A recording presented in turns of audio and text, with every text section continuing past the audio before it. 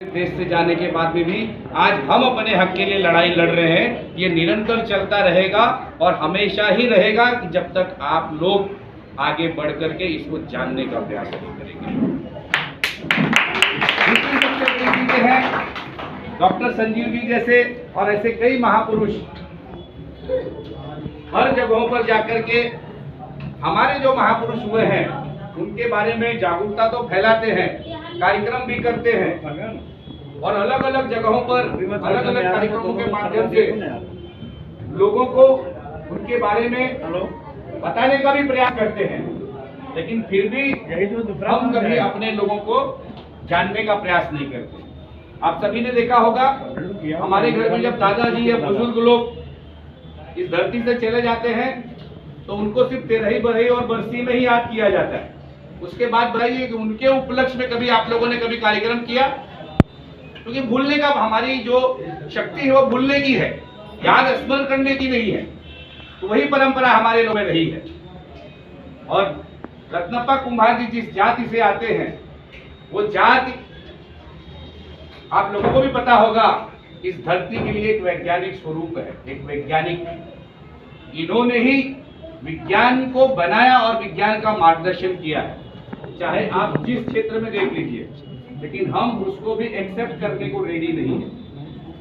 कई सारे संविधान बने जिसको लोगों के द्वारा संविधान में उन चीजों को मिटाने का भी प्रयास किया, लेकिन डॉक्टर रत्नप्पा जी ने समय समय पर अंग्रेजों से लड़ाई लड़ते हुए उस समय भी उसको फ्रंट में रखने का प्रयास किया, जिसके कारण इनको कई बार जेल भी जाना पड़ा और इनकी हत्या करने का भी प्रयास किया।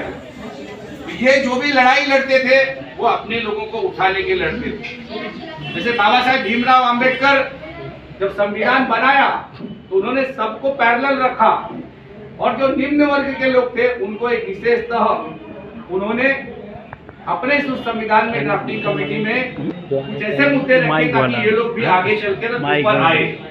लेकिन कुछ लोग उसमें से थे कि उन्होंने उसको भी मिटाने का प्रयास किया, जिसका परिणाम है आज भी दबे कुचले लोग उस स्तर पर नहीं पहुंच पा रहे और ना ही पहुंचने दिया जा रहा। उसका मेन रीजन और मेन कारण है कि कुछ जगहों पर वो खुद भी खड़े नहीं होना चाहते और जहां खड़े होने का मौका मिलता है वो खुद पीछे भी रहना चाहते।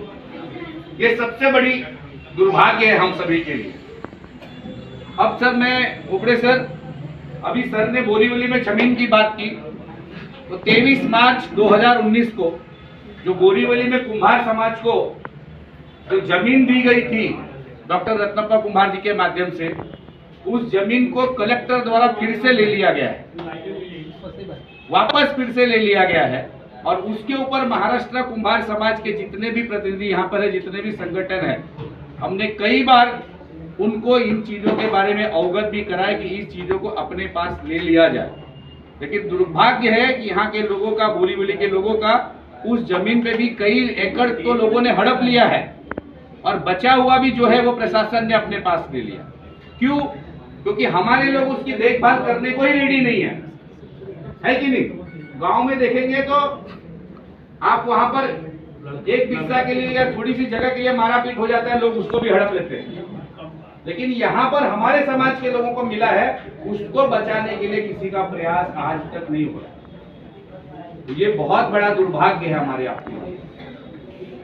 डॉक्टर रत्नप्पा कुम्भार जी के बारे में आज जो मीटिंग यहाँ पे सर ने रखी है, बहुत सारे लोगों ने उनके बारे में बहुत सारी जानकारियां दी, लेकिन मैं आप लोगों का ज्यादा समय न लेते हुए, काफी लोग गर्मी से भी मुझे लगता है परेशान हैं, मैं सिर्फ इतना कहना चाहूंगा कि जो भी सभाएं, मीटिंगें या जो भी जन चेतना का साधन हमारे आप तक पहुंचता है, कम से कम उसमें सहभागिता हो और हमारे आपके बच्चों को, हमारी आपकी पीढ़ियों को उसके बारे में जरूर बताने का प्रयास करें, ताकि आगे चल करके वो इन चीजों को याद रखे और उनके कर कमरों में चलने लगे। इसी के साथ मैं मेरी वाणी को विराम देता हूँ। धन्यवाद।